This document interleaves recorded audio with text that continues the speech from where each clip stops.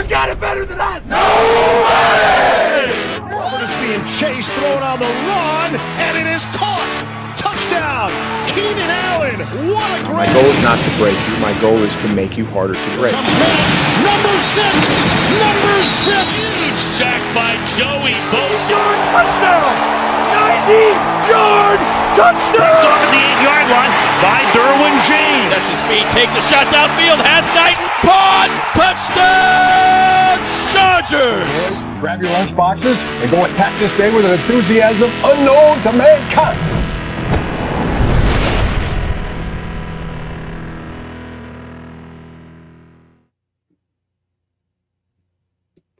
The playoffs are here. What are you waiting for? Chargers put the finishing touches on a successful 2024 season, ravaging the Las Vegas Raiders 34-20 in Vegas. A couple of failed drives to start proceedings off, but those 7 straight scoring drives were far too much for the Raiders to even pretend to keep up with in the end.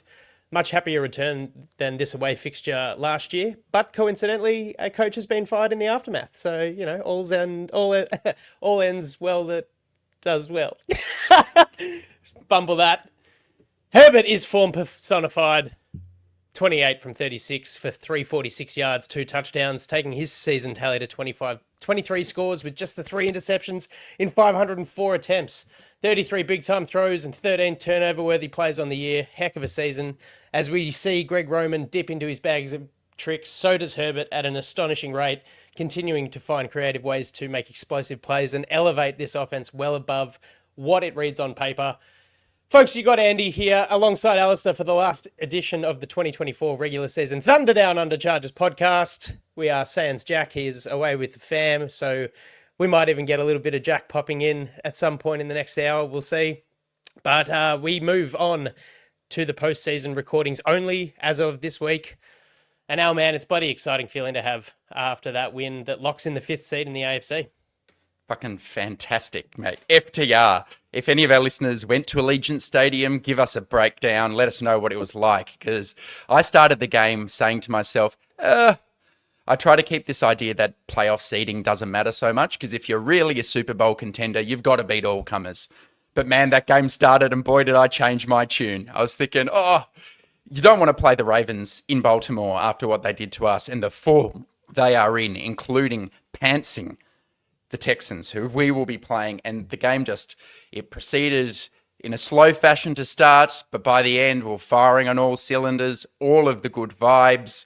So, man, feeling absolutely fantastic. And why don't we let the listeners in to start on our little catch up with a friend of the show? I'll let you explain what happened to the listeners. Well, Al and I had the luxurious pleasure and honor of catching up with big friend of the show, Kev Diego. You will have heard his name mentioned if you're deep in the weeds with us. Just popped down to see some family in Melbourne, in our home city, and shouted us an afternoon of beers. I was under the impression that lunch was on the cards. It was not. It was a liquid lunch. And all's well that does not end well. I had a bit of a nap and went MIA upon arriving home. Kev drank me under the table. So I will happily put my hand up and admit my folly there. But it was awesome. Kev's a bloody lovely bloke, and we had some great Chargers and life chats in the heat of Melbourne. So yeah, is there anything that I've missed there, mate? Have I thrown myself in front of the traffic well enough?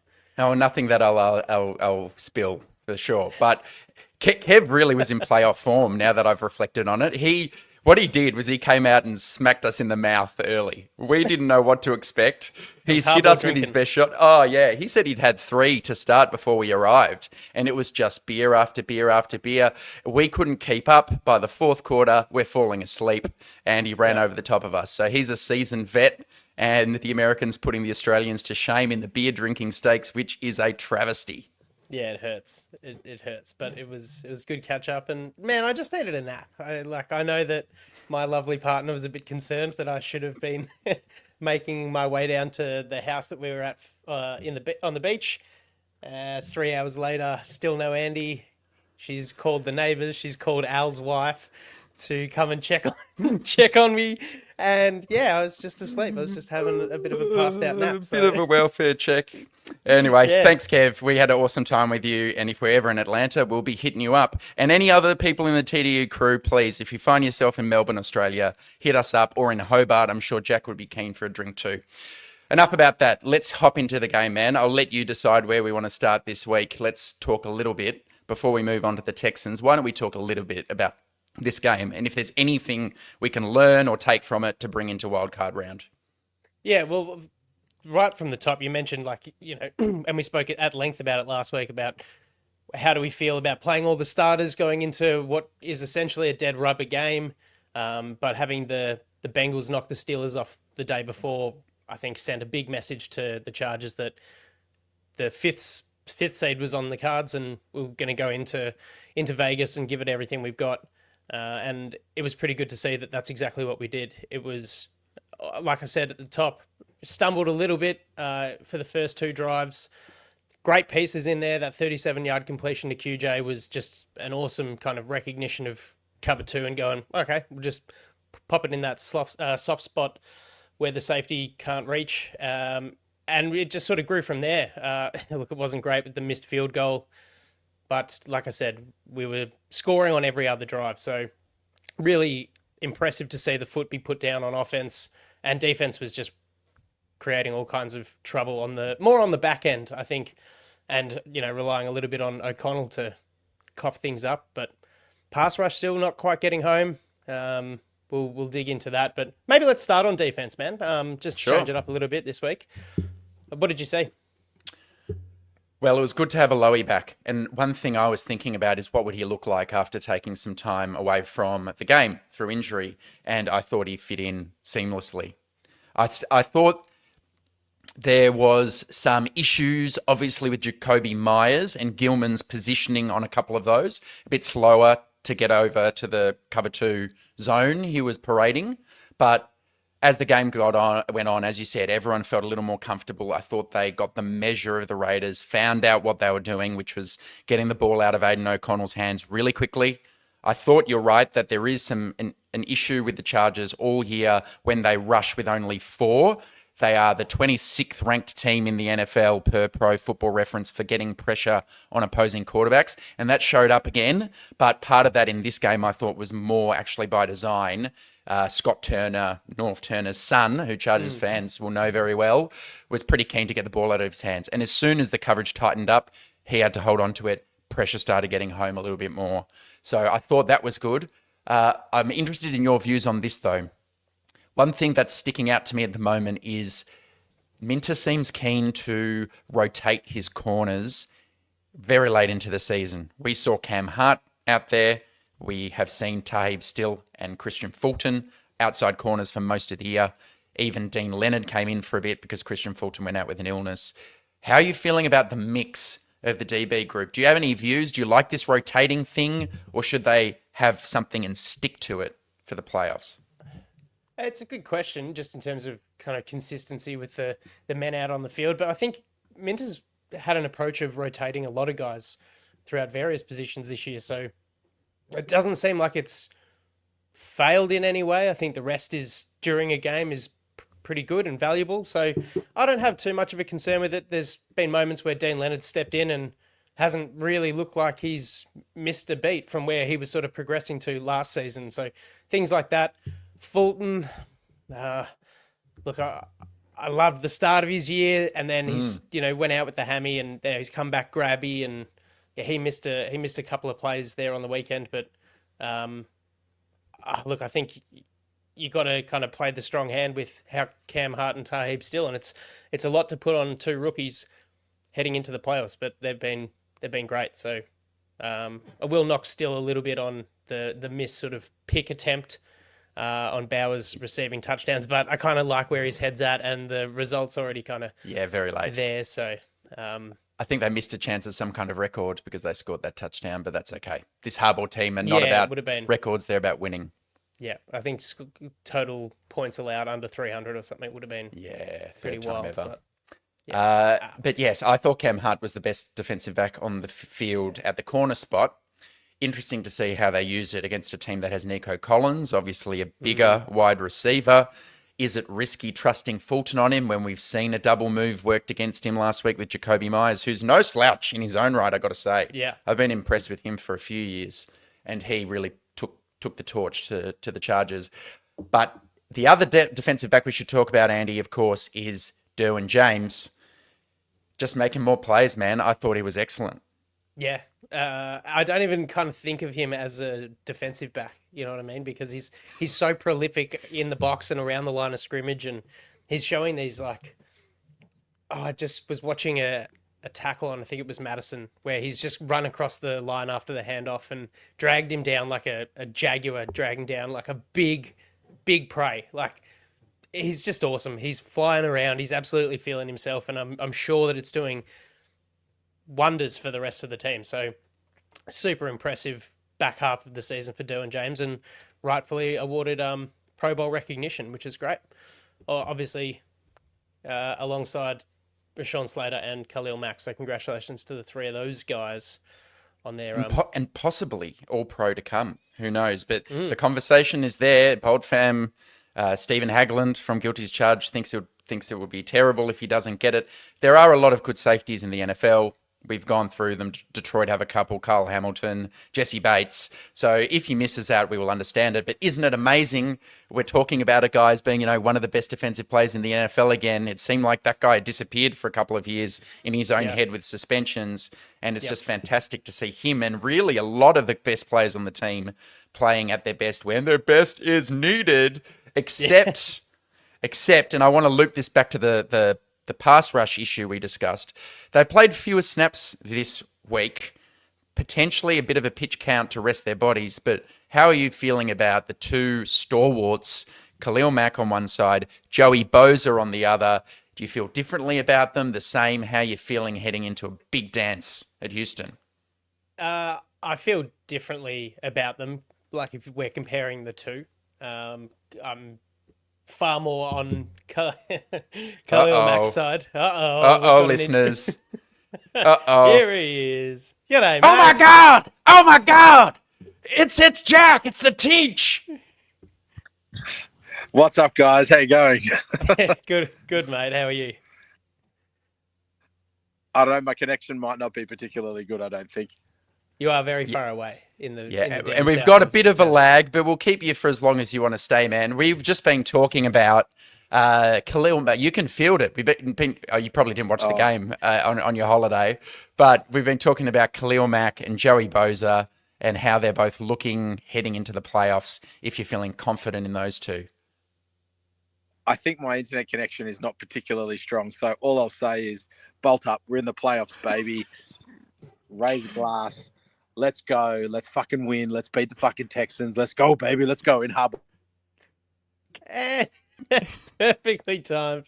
Class dismissed. Class dismissed. There we go, folks. Thanks to Jack for tuning in on his holiday. I feel like Khalil Mack sound like you had a few. Yeah. Three maybe. I hate to see what Kev Diego would do to him, just while I'm defending myself fruitlessly.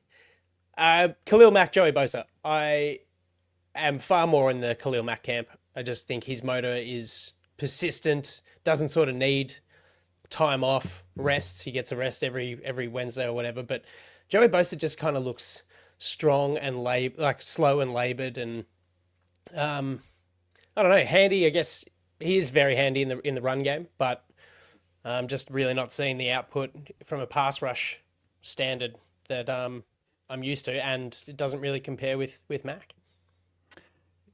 I've got to be mindful now not to listen to this guy talking in press conferences during the week anymore. I'm a sucker. I reckon you could sell me anything. I listen to Bosa talk, and he's like, "Hey, man, I won't do a voice." He's talking about how he's feeling better, a bit better each week. I'm really excited about playoffs. I'm really loving what he's saying at the moment. He seems way more mature. He was talking about the pay cut he took and why he took it. But each week, this would have been one of his worst games when he was on the field. I think he was offside on consecutive plays at one point. One was a decline penalty, and then he's done it again on the very next snap. And the broadcasters was just ignoring it. I wasn't. I was swearing at the top of my voice. I actually missed the first one. Times. I missed the first one on the decline penalty that was, a catch, a free play essentially. And then when they called out Bosa on the next one, I had to go back. I had to rewind, and I was like, yeah, okay, it was both of them. Okay. Death taxes and defensive offsides. I haven't checked. He's got to be up there in the league, even though he's missed some time. But what you just hope, and this is probably what Jack would say, is trust in your people, trust in your leaders, that when the big bright lights of the playoffs come out on, he'll find an extra gear, he'll find something left in the tank. And maybe if they're that worried about his body, they can just play him for the 23 snaps like he played this week. And maybe that's not the worst way to use him, because I thought Bud Dupree was serviceable, and I think if Mint is going to get much pass rush, he's going to have to start sending 5 and 6. So it might not matter so much who is on the edge on obvious pass rush situations. I don't have a lot more else to say on the defense from this game. It was kind of a yeoman's performance. Early on, it was slow, but I was never particularly worried that the Raiders were somehow going to put 20 points plus on our defense, and we just slowly ground them into the turf. So is there anything else you'd like to add before we flip over to the other side of the ball? I just think it's worth mentioning Henley's first career interception. Great play there, so deserved to have a little marker in that column for his defensive statistics. But that's kind of all I've got that's worthy of bringing up. No, good call. So over good to the call. offense, man. Yeah. Okay, offense. I think we should start with QJ, because we've been critical of QJ. He really, on the first watch, I thought that the Raiders really helped him out with how they approached the game early. It was clear that their target was stopping Ladd McConkey. They had Jack Jones on Ladd McConkey. They were almost letting QJ have free releases, soft cushions against a rookie corner, DeCamarion Richardson. On the rewatch, yes, that's true, but I thought there was a certain point after he'd had about 9 catches in the first half where they realised, we've got to tighten up on this guy. But by that stage, he was hot. They tried to play him in press, and he ran and beat press to the outside and had that ludicrous one-hand catch. So at the end of the year, Andy, he finishes with 55 catches, 711 yards, which is 48th out of wide receivers, and 8 touchdowns, which is tied for 13th amongst all wide receivers. Year 2 for QJ, it's comparable to the development arc of Mike Williams, another former first-round pick for the Chargers. Has he shown you enough that you're thinking this guy could become an actual wide receiver too, who's a really good player, or was this, or do you need to see more? How do you feel about this performance? I think first and foremost, like a wealth of congratulations, because what a game. Like 186 yards on 13 catches is one thing, but the way that he was doing For it. 14 targets. Yeah, I know. Yeah, like you wouldn't believe it. Taking that one-handed catch around the back of the defender, like I had to rewind that one and make sure it was a 1 on the back of that jersey as well, because he was just doing some crazy stuff, used in all kinds of different ways. Really impressive. Would I go as far to say that I'm comfortable with him being wide receiver 2 next year and it's not something we need to look at? Probably not. I'm not quite over the hill, but I think it's an awesome second year for a maligned receiver, really, in the league and in the team. So hopefully the fan base can kind of cool on him a little bit, because there was a heck of an output. And there were when I watched the game again, there were times where Herbert had McConkey open free, and Herbert's still throwing it to QJ. He's just like, man, when the hand is hot, play to it, because it was fantastic. And that's not really taking away much from McConkey, who still had 95 yards on 5 receptions himself. So a pretty He was awesome too. Phenomenal output from both those guys. Mate, when Johnston took that catch down the sideline, I had to pause and take Alistair Johnson out because it was just fucking it was phenomenal.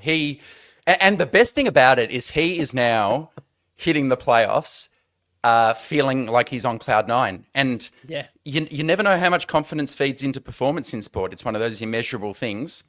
And thank you very much, Antonio Pierce, kind of in a weird, reminiscent way of last season. The parting gift of the departing coach is really to just give the opposition fan base a real boost just when they needed it. Last year didn't mean anything for the Raiders because they, of course, weren't in the playoffs and won bugger all games. But for us, a player who is a confidence player would never, ever have had more confidence than he does right now, just half a week away from the biggest game of his pro career. So phenomenal from QJ. Quickly on Ladd, I'll do some summing up numbers of his season too while I'm at it.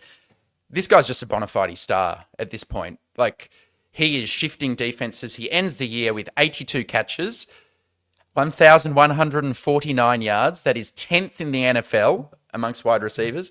7 touchdowns. So 1 fewer touchdown than QJ. Some deeper stats. He's the 9th ranked wide receiver in yards per route run at 2.38. And this one should surprise everybody. He's the 19th ranked wide receiver in contested catch rate, 61.9% he's coming down with, which was not a feature of his Georgia tape. So, my goodness, I don't know, is it scheme? Is it just Ortiz has knocked it out of the park? Is it Justin Herbert is just too good and is throwing extremely accurate balls? Who cares? We've got all these guys performing at a level we didn't expect heading into this year. No way.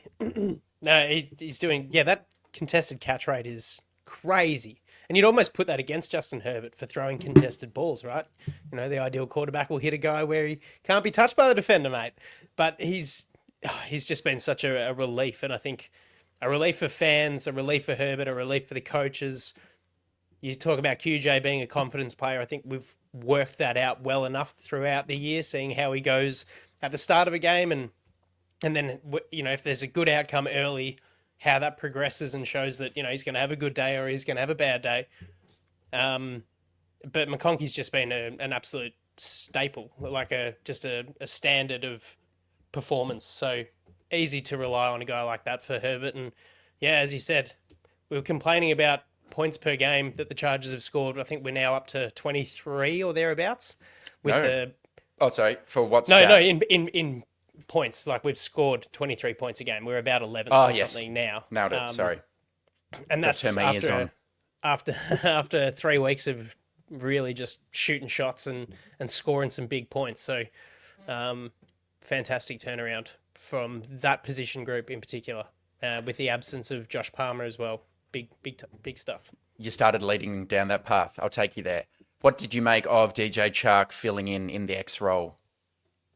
And you can say if you didn't really notice, but I didn't notice him. I didn't notice him heaps in terms of, you know, unused routes or whatever. His touchdown catch was a bit sketchy, but he hung on to it. So, look, that's another confidence thing. That's another positive thing. He was targeted a little bit more, I think, by Herbert this week, probably in the absence of Palmer. But hey, even still, you don't want to rely on one or two guys. You'd like to have an even spread of effort and output. But look, he scored 6, so I'm happy with that. It was a nice moment for him.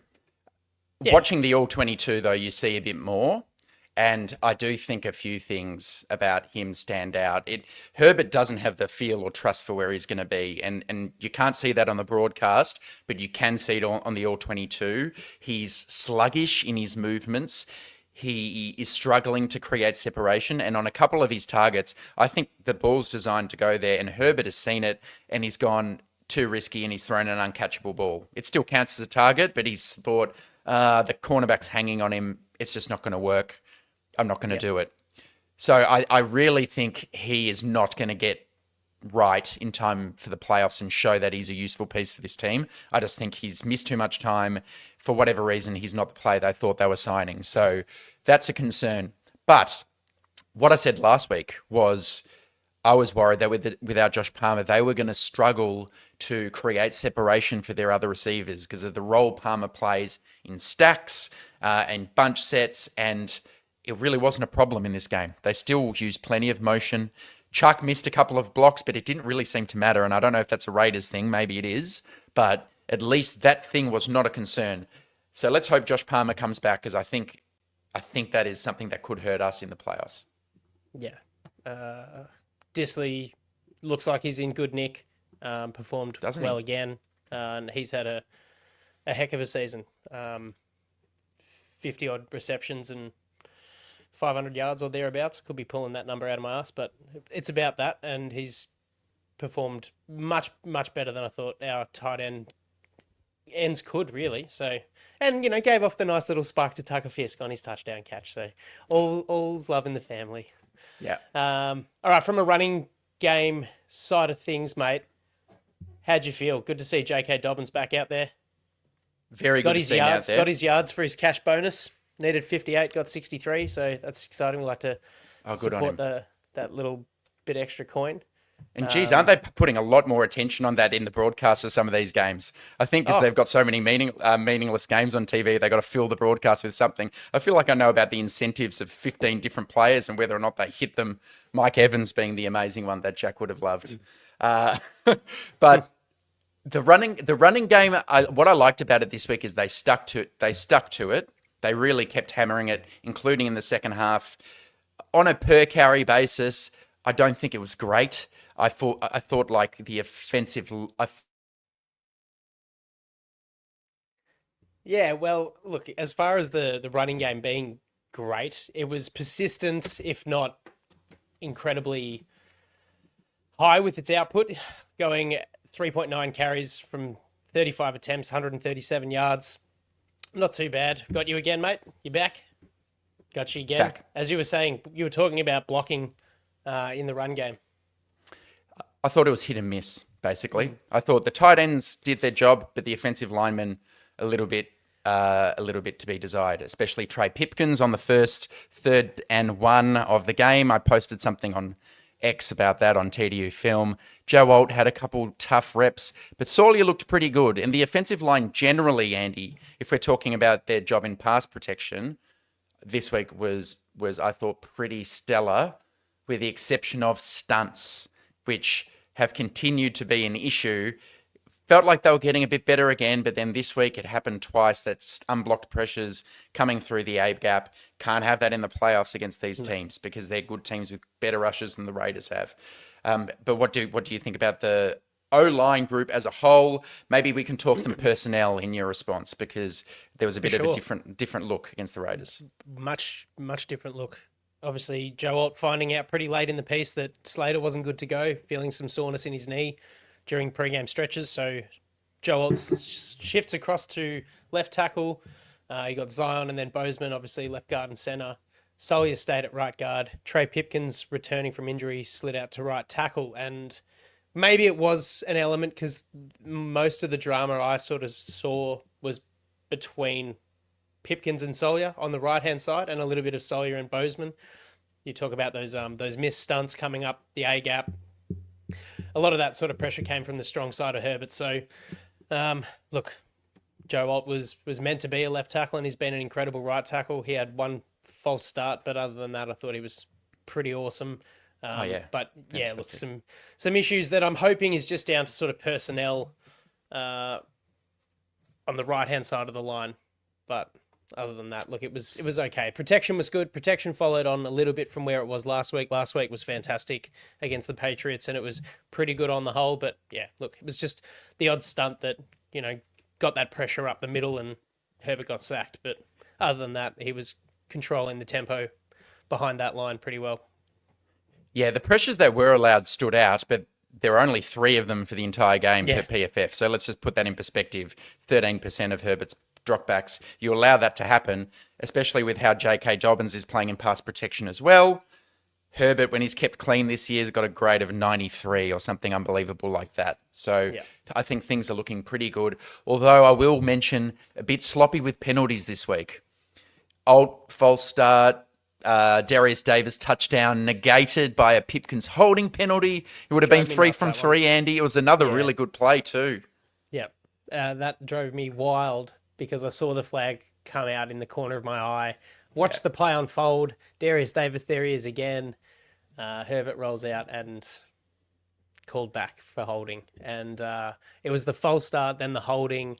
I think was that the missed field goal drive, or was that the one that followed it? No, it was the one that followed it. Yeah, that's the one that followed it. It was just a couple of those moments where you're thinking, really, they're the sort of things you need to polish out of the game. Just lapsing concentration that, puts us in, where were we? We're at the Las Vegas 8 on 3rd and 8 after the incompletion to DJ Chark, and then 3rd and 13, 3rd and 23.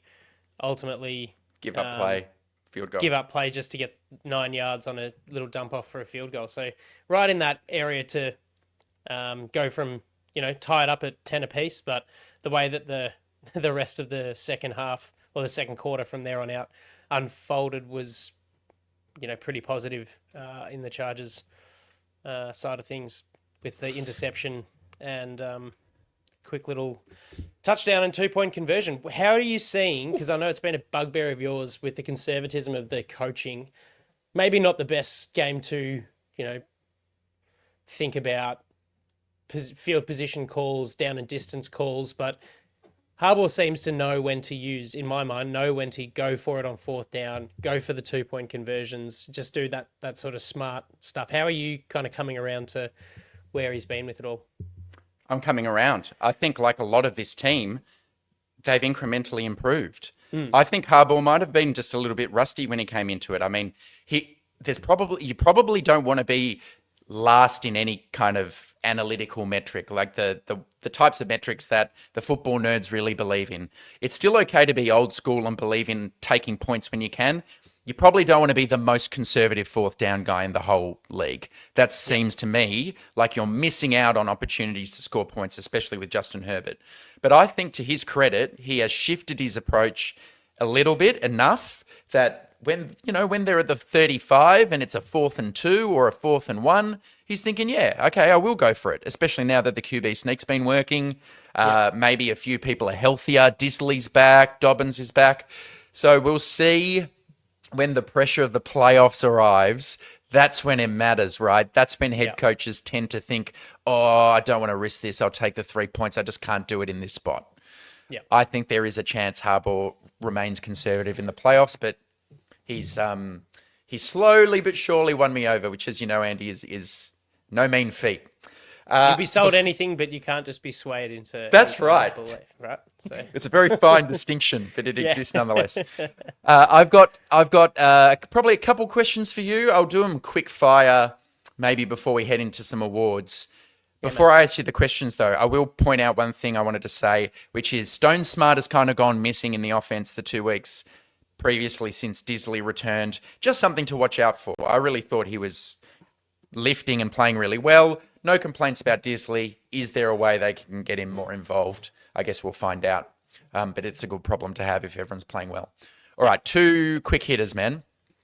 One, we spoke a few weeks ago about the Chargers' record against winning teams and losing teams. So now at the end of the year, the Chargers have won 3 games and lost 5 against teams that had a 500-plus record. 2 against the Broncos, 1 in the end now against the Bengals. And the team's record against the sub-500 teams is 8-1, the only loss coming to the Arizona Cardinals. How are you feeling about that stat? Doesn't matter. Is that telling you that we can't cut it against the best teams, or do you think throw that out the window and this is a different team right now?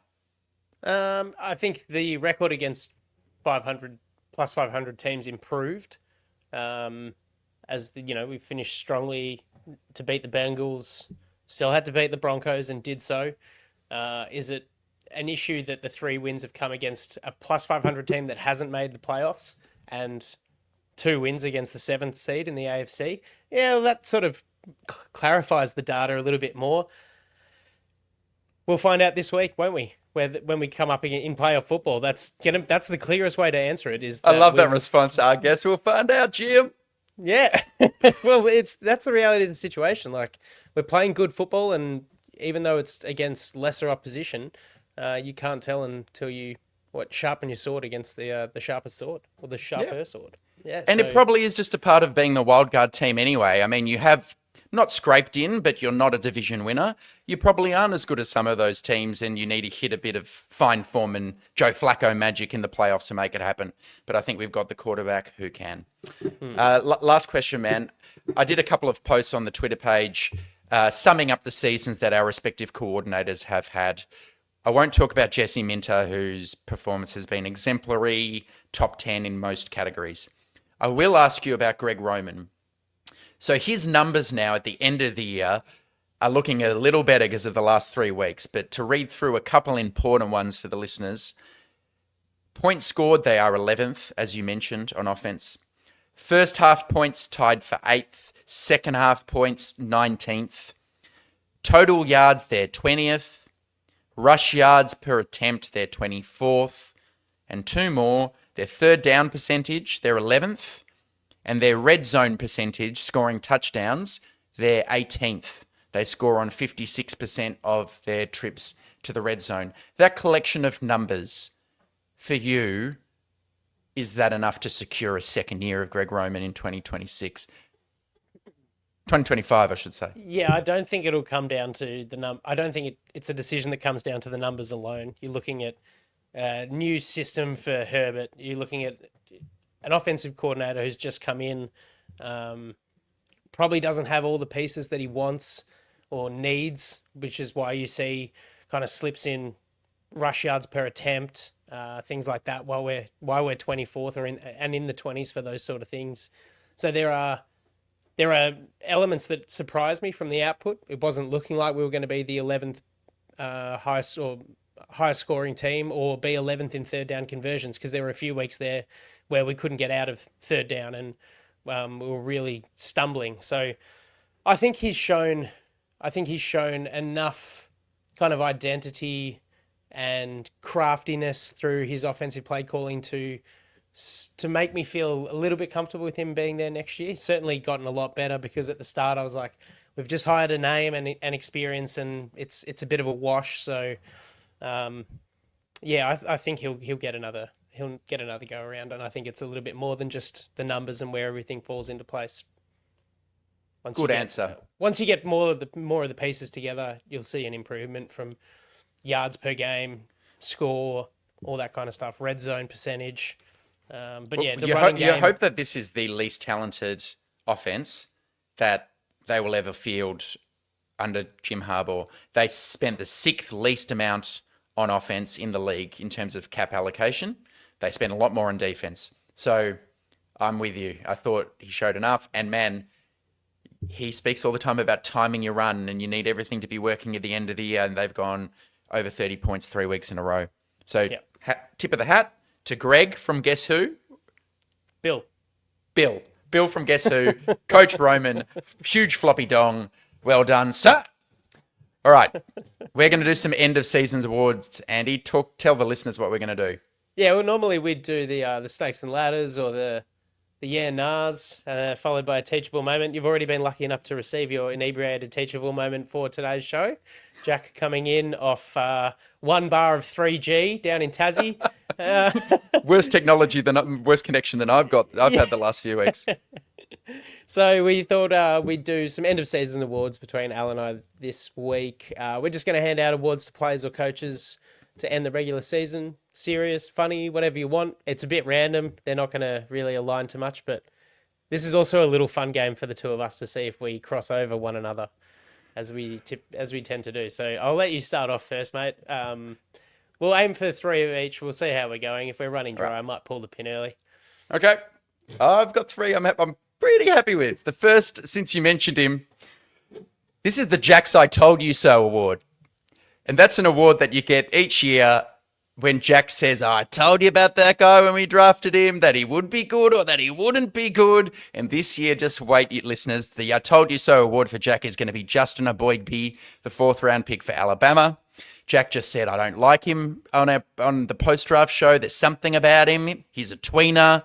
And Jack would be totally happy to call that he was correct about that, even though he was a 4th round pick who's just a rookie and sitting behind starters, which is probably what you want for a developing lineman.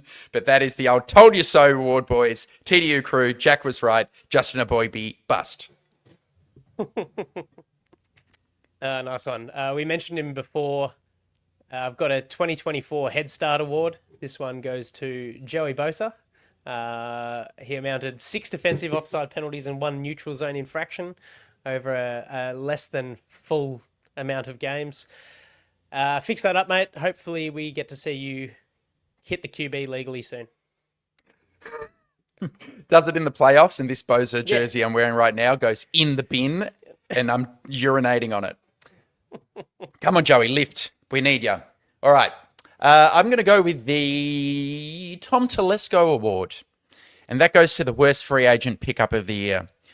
There haven't been many to talk about this year because of Joe Ortiz's stellar performance, but there's always one who just doesn't show up. And unfortunately, I saw him out there on the weekend. He's playing 1 or 2 snaps a game. It's Hayden Hurst, the tight end. The injuries possibly proved too much. He's been out of the lineup. So sadly, Hayden, I don't expect you to be in the Powder Blues next year, but who knows? Maybe you've got a role to play in January. I doubt it. Yeah, nice. While you're talking tight ends, I've got the Shakira Hips Don't Lie Award. And this is a tough one. I've given credit to Fisk and Matlock showing some moves along the course of the year. But Will Disley is my winner. Fantastic effort for the big boy. Watching that man on his way to 9 missed tackles forced and 24 first downs has been hypnotic. So great game, great season for Will Disley. Get the man on Dancing with the Stars, Will Disley. A bit of shake and bake. I might just do one more. This is the Hungriest Man on the Team award. And there are a few contenders for this one. But TDU crew, I've posted a video of Jamari Solya on Herbert's 41-yard scramble, the longest run of his career. Jamari Solya pancakes the defensive tackle, eats him up. My wife's a criminal defense lawyer. I'm going to ask her if she knows any lawyers in the USA, because that was almost sexual assault. So the big hungry hippo, Jamari Solya, well done, sir. You're the hungriest man on the team. And I think you do have a role to play in the playoffs, because he's been an upgrade, in my opinion, at right guard over Trey Pipkins. Yeah, nice. That was a magical hit. I'm going to leave my last one for a positive. It's the defensive champ for the TDU, or for the Chargers, rather. A tough one to pick, but led the team with 92 tackles, 6 pass breakups, registered a sack, and, as we said, had his first career interception this week. Green Dot Maestro, welcome to the league, Dayon Henley. Hell of a second year for this guy, leading the middle of the Chargers defense. Awesome stuff. All right. It's wildcard round. Chargers have got the Texans, who overcame a pretty saucy and fiery Tennessee, 23-14. Wasn't exactly the best game to scout for what lies ahead with the Texans, but they got the job done. You'd have to sort of trek back to weeks 14 and 15 to see successful Texans outings, knocking off the Jags and then the Dolphins before coming up against the Ravens and Chiefs and having a pretty rough time of it. Obviously, there's been some pretty horrific injuries for the Texans. They've got wide receivers Stephon Diggs and Tank Dell on IR. Defensive backs Jimmy Ward, Jalen Petrie, both on IR. Brevin Jordan, the tight end, IR. And a bit of a hefty list of questionable performers for this coming week. Danico Autry, Folo Fafadukasi, John Mechie and Jeff Okuda are all uncertain as to whether they'll play. So going to be interesting to see what kind of comes out with Stroud, Collins, Mixon. It's still a very potent sort of triple-headed or three-headed attack from that offense, and the defense with D'Amico Ryans in charge has found a way to be more than positive in its output. Incredible defensive line. Daniil Hunter, Will Anderson Jr., and then, excuse me, bit of output from Tim Settle and Danico Autry as well from the interior. So we'll see. As for the Chargers on the injury report, Slater, soreness, missed the game. We spoke about the change up in the offensive line, but Pipkins came out as well with his own oblique injury, replaced by Foster Sorrell. He was carted off, I should say, and then returned to the game. Absolutely ludicrous. That was one of my awards, was just the full-blown nonsense for the year, was being carted off with a gut stitch, essentially, before returning to the game. That needs to be some kind of team fine around that kind of behaviour, but it's just not on. Fajoko's 21-day injured reserve window has been open, so he joins a total list of 9 who were limited for the Chargers at practice on Wednesday. Joshua Palmer, the only one who did not participate. And in other, Chef Harbaugh is at it again. Chef Ortiz at it again. Ezekiel Elliott has been signed to the Chargers practice squad, so clearly seeing that Hassan Haskins cannot break a tackle, he just thought, let's get some more insurance for those short yardage gains, goal line kind of efforts. We'll see what happens, whether Ezekiel Elliott plays, but maybe Fajoko's return is why we're not reading out like an OBJ or a receiver's name, especially with Palmer out. We're doing last week's show all over again. So there you go. Anything that you want to add coming out of the Texans-Titans game or where the Chargers sit as far as roster availability goes, mate? I will say that even though I called some attention on who the Chargers have beat, who the Texans have beat is more damning. They've actually got only one win against a team with a better than 500 record. It did come against the Bills, which is a pretty impressive achievement, but I mean, that says it all. These are two teams that have struggled really to beat the better teams, and in the case of the Texans, something that hasn't happened to us is they were destroyed. They were decimated against the Ravens, 31-2. So how much do you put into that versus the rest of their schedule? Because they have had some good wins at certain times. That's what we've got to talk about now, my friend. So I might start us off with our opening headline. And this is really kind of the key, really, that in playoff games, it's all about the star players. My headline is, can Shane Day spill the beans on CJ? Shane Day was a senior offensive assistant for the Texans last year, so he will have been around CJ Stroud. Jim Harbaugh said today that he will be picking his brains, although the tape is the tape ultimately, and there's a lot out there. I feel like CJ Stroud has actually caught somewhat of a bad rap this season. I've watched enough of him. I'll say his stats on the year, don't worry about yardage. He's had 20 touchdowns and 12 interceptions. So when you look at that, you think that's not great. And if you want to look at a different metric, 23 big-time throws, 16 turnover-worthy plays. However, per PFF, they still have him as their 14th ranked quarterback in the league of 44 eligible. And that more or less aligns with what I've seen. I still think he's been able to get hot at certain times. I worry about him. I'm scared about him. He still throws a fantastically pretty ball. In the one drive he had against the Titans, it was clockwork, man. Bang, bang, bang. I think he went 6 of 6 or something. Yep. Then comes out of the game after throwing a touchdown, and that looked like it was the tune-up he needed. But there are a couple of stats that stick out that the Chargers need to focus on. One, he's the quarterback who's been under pressure the 5th most in the NFL. So they're getting to him a lot, and it's showing up in two ways that are a bit weird. Over the middle of the field, whether it's short, intermediate, or deep, he's been atrocious. I added up the numbers, and he's thrown 9 touchdowns to 10 interceptions over the middle of the field, which is where really the best quarterbacks make a living. He also, especially in that Ravens game, just has these inexplicable misses at the moment, Andy. I don't know if it's his footwork, if he's feeling the pressure, but he's 35th in the NFL in adjusted completion percentage, which is excluding drops. 35th for a quarterback with that much talent is not on. So he has had this Jekyll and Hyde season. My headline is it really the Texans' fortunes are going to fall and rest on his shoulders. But can Shane Day give a few pearls of wisdom to Jesse Minter that helps them dial something up that can keep him playing like he did against the Ravens? Yeah, very good point. You've pinched a lot of my game prep notes, as you will. But the big record against teams above and below 500, and yeah, that just the disaster that is the middle of the field for CJ Stroud. Big headline for me: Harbaugh knows how to win at NRG Stadium. Won the 2022 national championship with Michigan there, and like that speaks huge volumes to me as a moronic fan of sport in general. So you take with that stat what you will.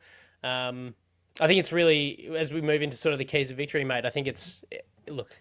Joe Mixon's had a 1,000-yard season. He is a dangerous runner. Damian Pierce as well showed that as an RB2, he's got it as well with a 92-yard rushing touchdown against the Titans. We've got to protect against the run. Been a good returner too. Damian Pierce is a pretty handy second back. Yeah. We've just got to protect against the run. There's no two ways about that. The interior DLs and linebackers got to keep Mixon limited between the tackles, and that will go a long way. That and the pressure packages will go a long way to just causing a lot of headaches for CJ Stroud. Yeah. They are a true Shanahan tree team that have a heavy zone running emphasis. Their zone to gap splits 234 to 128. twice as likely. So you do actually have to be more mindful of those stretch runs, really, where they're getting outside the tackle. Maybe they cut back in, but you've got to be mindful of sideline to sideline running. Building on what you've said, I think their offensive line, although it's not poor, it does have some issues and they do give you a chance. One area that they are even worse than the Chargers at is picking up stunts and games up front. Jesse Minter has not done a lot of that this year. This is the week I would be doing it, because even though they're PFF's 19th ranked pass blocking offensive line, if you look at the people on the line, Titus Howard, Blake Fisher, the right tackle, Jarrett Patterson, the center, they're inexperienced and it shows. And even their experienced guy, Andy, you complain about Joey Bosa, Laramie Tunsil, who's had a good season. I had to do a double take. He leads the league in penalties this year with 19. Jesus. He had 2 false starts against the Titans. He's had the most false starts in the league. So that is the sign of a bad football team, heavily penalized, getting behind the chains. Hopefully they do more of that against us. So that's how I'm feeling. I'm agreeing with you about the running game, but also mindful about if you could have some opportunities to get some pressure on the Texans, because they've been hit and miss. What about the other side of the ball, my friend? Yeah, well, I do hope Rashawn Slater's back to as close to 100% as possible. As I said, really dominant pass rushers, Danielle Hunter and Will Anderson, both with 12 sacks each on the season, and interior contribution from Tim Settle, Mario Edwards, 9 between the two of them. Derek Barnett as well had a great game against the Titans, and he's had 5 sacks himself. So, it's a big challenge for an interior that has battled in a similar way to the way the Texans have, but a big challenge to keep Justin Herbert clean and give him as much opportunity as possible. If we can't run the ball in this game, we're in strife, because, like you said, they've got the cattle at the moment. They've got the guys who can rush the passer. They've set a franchise record in sacks with 49 for the season. And if Herbert's in 3rd and longs all day and they start sending their own twists and stunts, man, Will Anderson and Danielle Hunter, these are guys who are going to get home against Jamari Sawyer and Zion Johnson, and Boseman's going to be looking behind him. And Herbert's going to be yelling, "Stop the damn ball!" So that's something they've definitely got to focus on. Do we have the skill players? Do we have the team that can run the ball effectively? The Ravens obliterated them on the ground, 251 rush yards, but 80 of those was Lamar Jackson. So they really have this RPO-style game, and then you hand it off to Derrick Henry, bang. I don't know if we necessarily can replicate that, but I tell you what, we're going to have to be effective or we're going to be in trouble. What about, just as a final kind of thing to talk about, how do you feel about the passing attack against this Texans younger, should I say? One of my headlines was young, dumb, and full of the Texans DBs. they're an inexperienced group. Well, like big outs. They've still got give me Derek Stingley, of course, but with Jalen Petrie out, Jimmy Ward, they're big names to be out. So you're looking at Kamari Lassiter, young guy. He's had a pretty good year with about 72 coverage grade per PFF. D'Angelo Ross has chipped in a little bit there as well. I'd like to think that we have a real shot, if the protection holds up, of being able to carve up this secondary.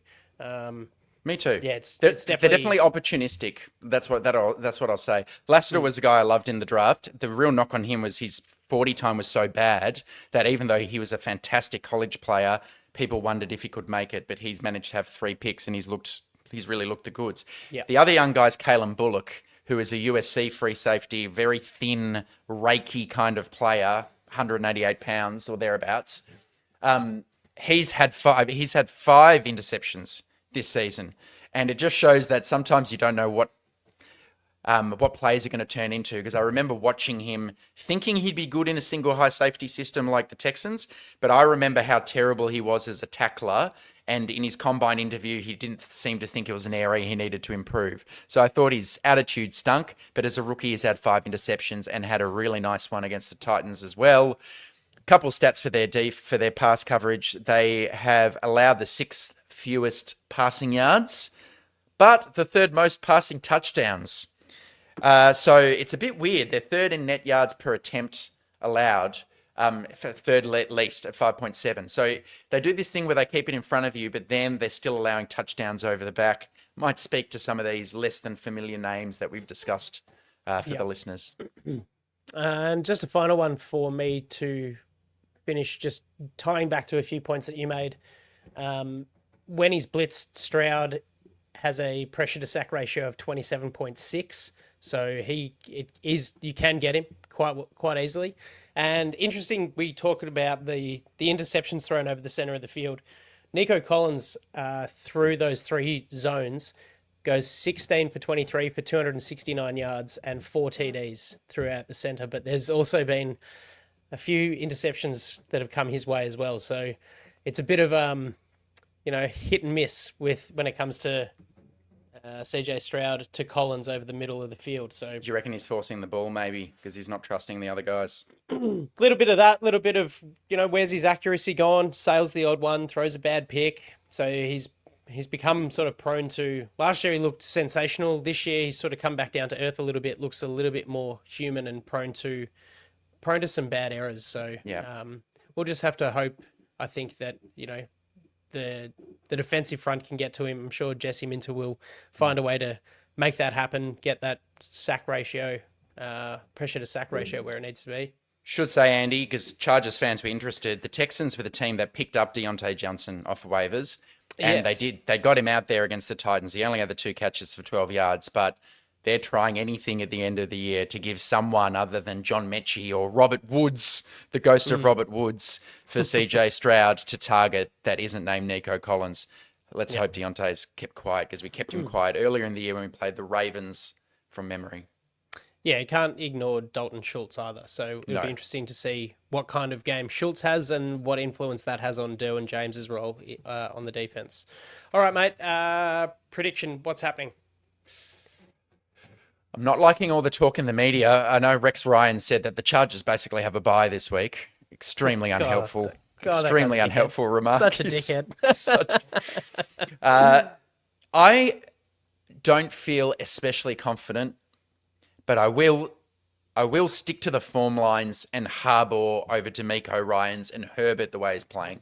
So I will say that the Chargers win on wildcard round. It will be close. It will be Chargers 24, Texans 21, and it will be a Cam Dicker field goal to win the game. We're going to have to be nervous for a bit. It's going to be tight, but the Chargers will prevail and make it to divisional round. Yeah, I've got a close contest as well. One in the trenches this week. Chargers to progress 24-20. So just getting over the line there. Yeah, no, game close to doubling down on the same score line as well.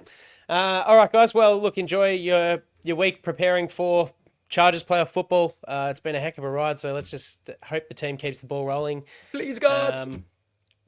We'll see you around Twitter, X, and you know where to catch us, YouTube, Spotify, and everywhere else. We'll see you next week on the Thunder Down Under. Bye.